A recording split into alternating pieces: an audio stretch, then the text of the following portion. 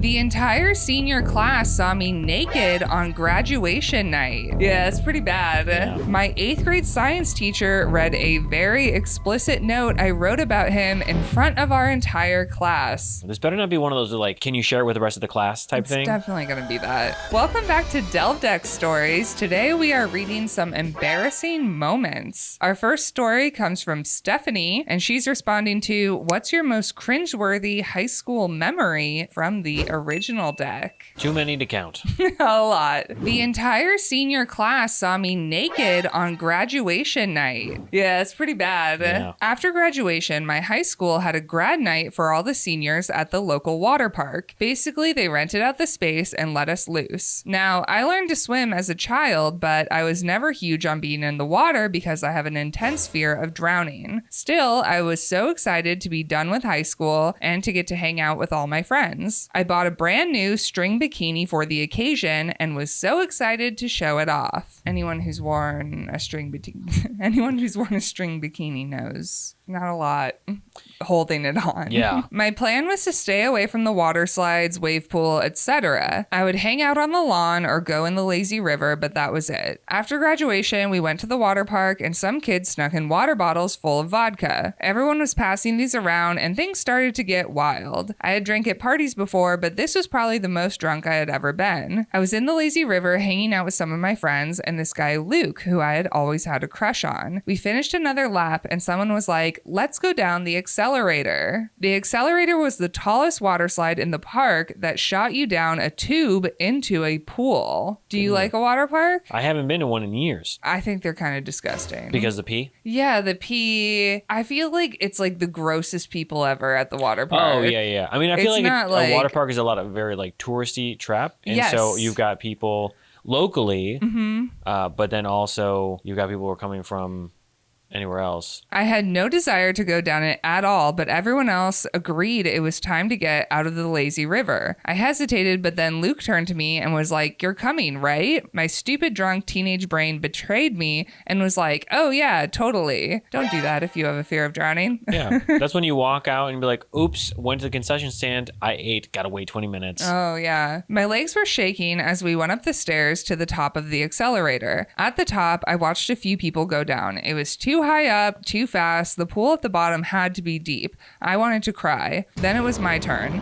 In any other circumstance, I would have turned around and gone back down the stairs, but Luke was watching and I was drunk, so there was no way I was backing out. The employee told me to lay back and cross my arms across my chest. I did as I was told, and he pressed the button that opened the gates and thrust me down the slide. Also, they've been drinking. It's probably the sun is out. They're getting more drunk, Yeah. you know, in that sense. It's after graduation, so it's probably night. Oh, was it? I don't know. I don't know when their graduation happened. Who wears a string bikini at night? It feels like too cold. I don't know. I started to scream because I was scared, but then something else happened. Somehow the back of my bikini top had come untied, and I could tell my arms were the only thing keeping it on my chest. I started to panic even more. Then I hit the water. I was so focused on my top coming undone that I had forgot to hold my breath. Water was thrust up my nose as I plunged underwater. I felt my bikini bottom fly down around my ankles, and then I lost my mind. I was convinced I was about to drown. Who cared about my swimsuit? I was dying. At that point, you'd be like, I might as well just drown.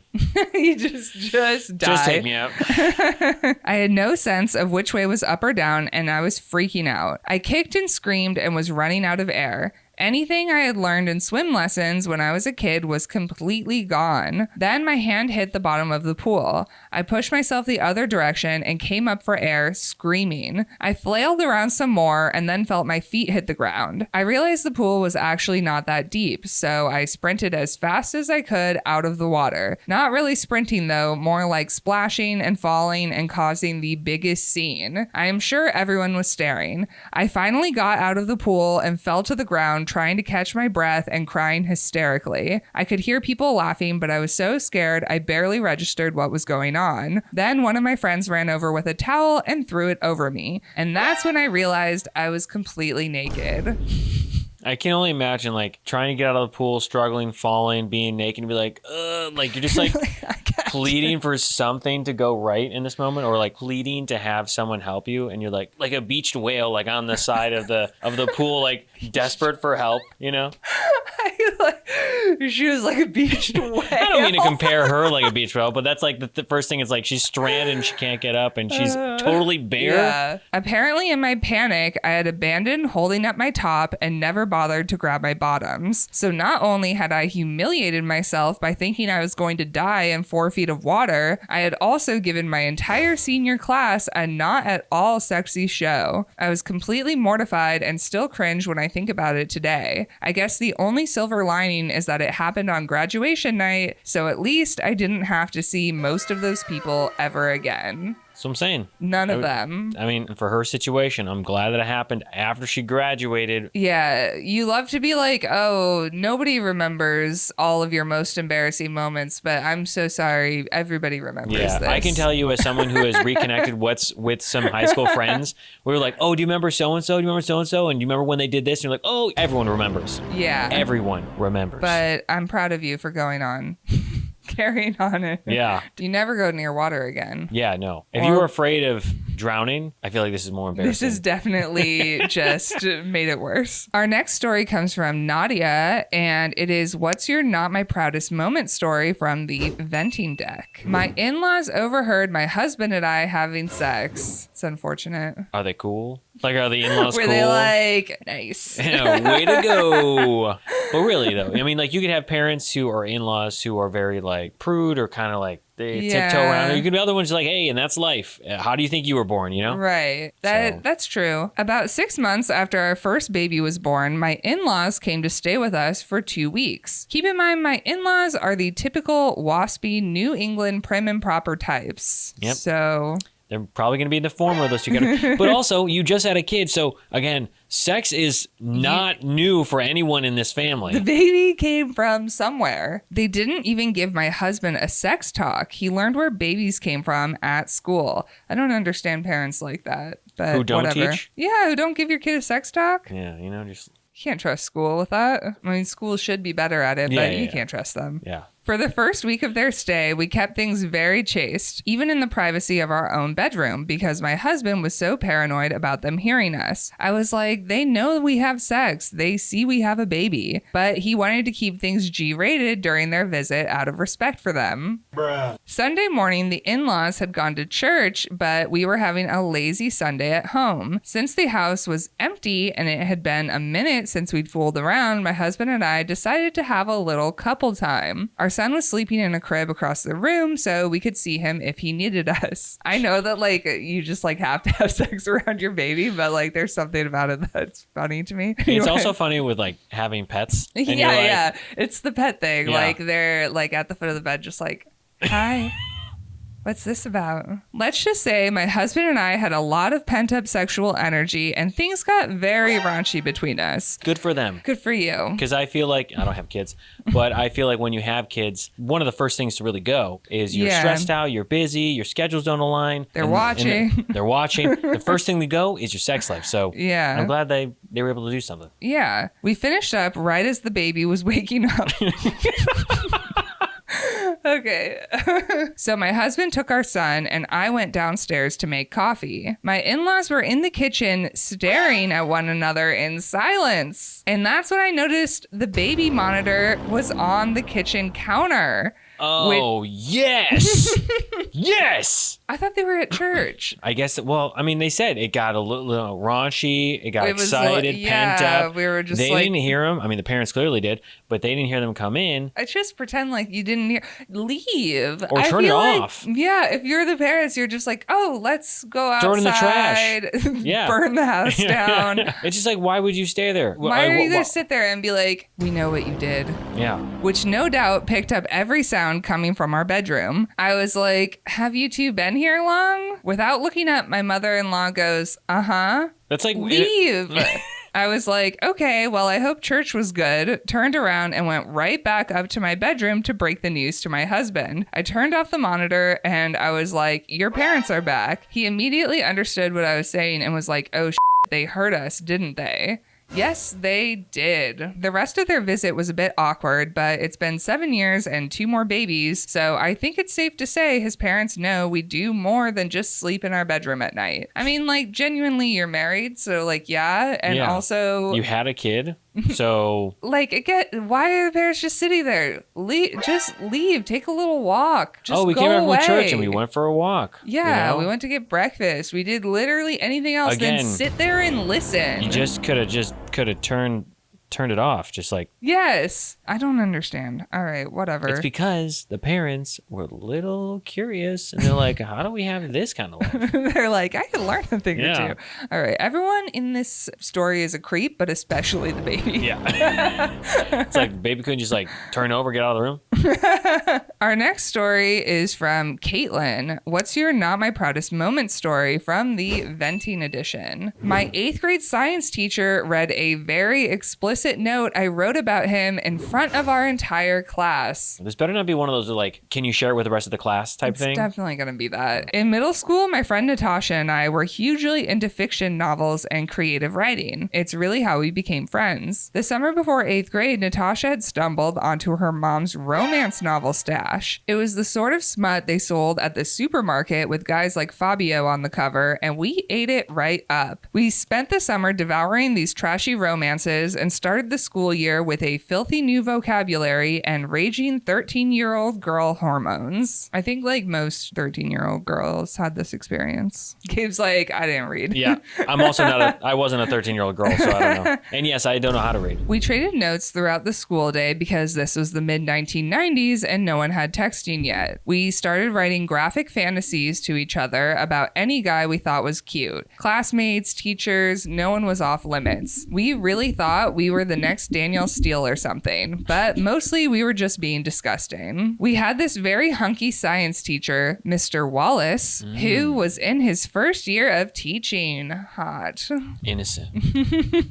And Natasha and I were totally fixated on him. We had a note trading exchange going about kidnapping him in the parking lot and taking him to our sex dungeon to torment him until he gave in to our lurid demands. Wow. Whoa. That is dirty. These novels have had quite the impact. Yeah. Each day we'd send each other new ideas about whatever graphic thing we wanted to do to Mr. Wallace, each trying to outdo one another with our graphic descriptions. One afternoon when Mr. Wallace was giving a particularly boring lecture about cells or something, I passed Natasha a note detailing my plans for him, and I guess he was fed up with us not paying attention in class because he snatched the note out of her hands and goes, "What is so fascinating between you two that you can't pay attention in class?"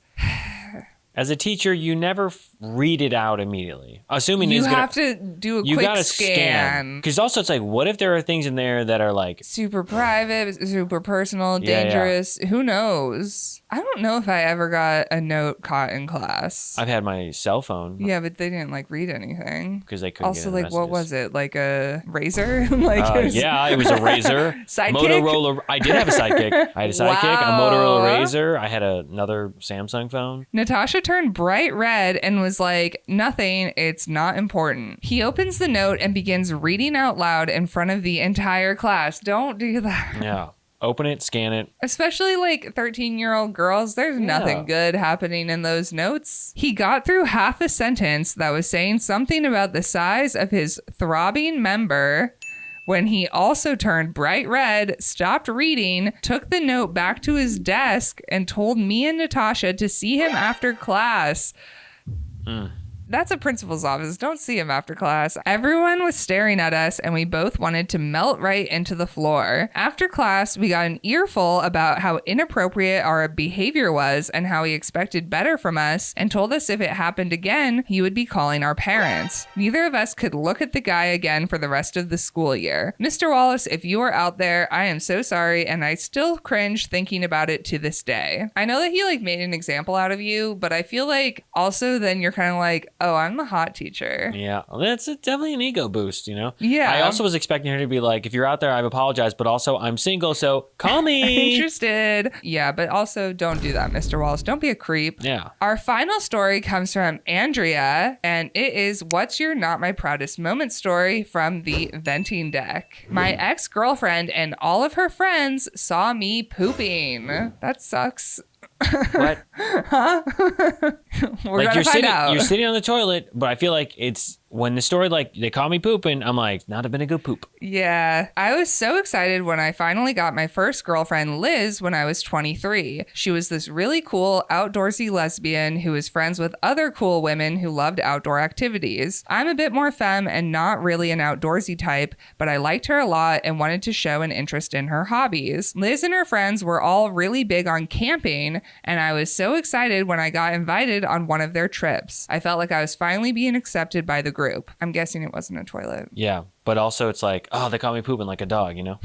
Like just bare, open, exposed. Yeah. You know? We went to Silverjack in Colorado, a spot they frequently went to. The campgrounds are pretty spread out, so you aren't too close to the other people. And there's a reservoir where you can fish. We spent most of the day at the reservoir hanging out, drinking, and fishing. By the time we got back to the campsite, I was pretty drunk. I had to pee, so Liz took me to the bathrooms, and I mentally tried to make a note of where they were. That night, Brianna was making fish tacos with all the fish that had been caught. I'm not a huge fan of fish, but I was trying to be cool. Luckily, we also had some snacks, so in between bites of slimy fish tacos, I was housing Takis. Then Just throw them in the tacos at this point. Then people started passing around a bottle of whiskey and taking swigs of that. The concoction that was brewing inside my delicate indoor girly stomach was starting to become deadly. That night, I barely remembered passing out in Liz's tent. The next thing I knew, I woke up to my stomach grumbling. I felt so sick, probably from all the alcohol, but the fish and spicy chips weren't helping either. I quietly grabbed a flashlight and tried to get out of the tent, holding whatever was about to explode out of me in. I knew... Here it comes. This sounds like it's bad going to be feeling. bad. I was off on where it was taking place, but I think I'm right about the whole, like, it wasn't like a normal poop. This is going to be a big one and a bad one. I knew there were bathrooms. I had been there before. I just had to remember where. I started stumbling through the campground, holding my stomach and moaning. I imagine anyone who heard me thought there was a bear dying outside their tent. Oh no. As I made my way around the campground, I began to panic. I felt like I was going in circles and I still had no idea where the bathrooms were. I couldn't find them at all. And this was coming out of me one way or another. I didn't think I had much time. Finally, I was just like, screw it. Animals poop outside. I'm an animal. I just need to get this out of me. So I stumbled behind a tree, pulled my pants down, and squatted. I feel like you don't have toilet paper. Like, I don't know. There's a lot of bad stuff Yeah. happening. And you're like, oh, I hope I grabbed the right leaf, kind of, you know. Yeah, it's you're not about to get ivy, poison oak poison or oak. something. Yeah. I was so relieved until I heard something in the bush next to me. I tried not to freak out, but then it started hissing/growling. I started screaming and tried to pull my pants up, but fell, still mid-poop. The thing dashed out of the bush and I screamed again before realizing it was just a raccoon. So now I'm on my knees with my pants around my ankles, screaming like an idiot over a raccoon. I grabbed my flashlight and tried to get up to finish my business, but then the light flashed over a massive spider on the ground next to me. I was like, F the outdoors, this is not for me at all, and screamed again. Then I heard some people running over and saw a light shine over me. Yeah. I mean, I think the poop is happening. Yeah, no, the poop is definitely happening. Poop is definitely happening. It's a crescendo. It's going to really build here, I feel like, in a moment.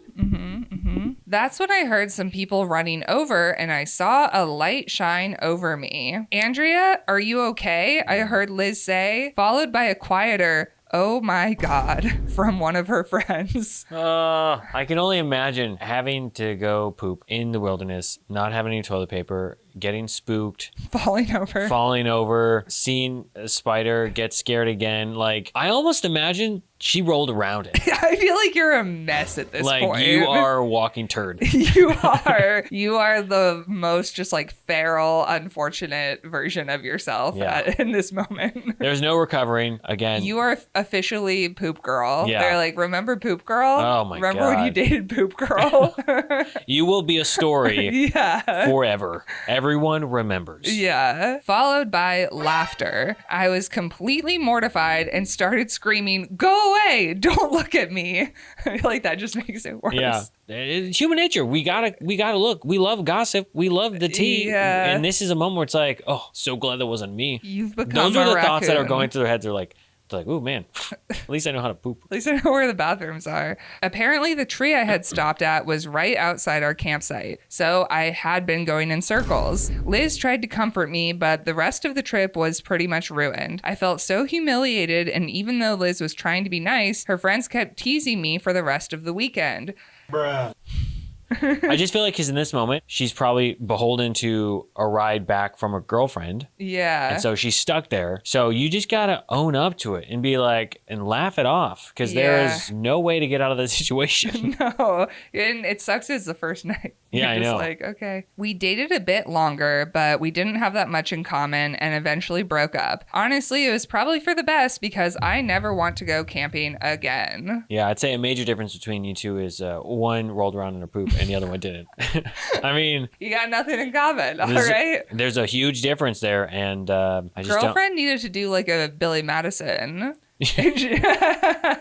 And just herself. Yeah. She's like, same girl. Yeah, it's like it must be something in the woods. Ugh. Let us know in the comments which story you think is the most embarrassing. Which one do you think is the most embarrassing? Oh. Which one would you not want? The last one, The poop story. pooping in the woods, and then having people discover you in a very vulnerable position. It's smelling like shit. Yeah, these are all really awful, and I wouldn't really like any of them, personally. But I think being caught mid poop is pretty awful. Yeah. Let us know in the comments though which one you think is the most embarrassing. That is it for Delve Deck Stories. Thank you so much for watching. If you liked this video, you can like, comment, and subscribe. Check out some of our other videos as well. And if you have a story that you would like to share with us, you can go to share.delvedeck.com and maybe we'll read one of your stories on an episode.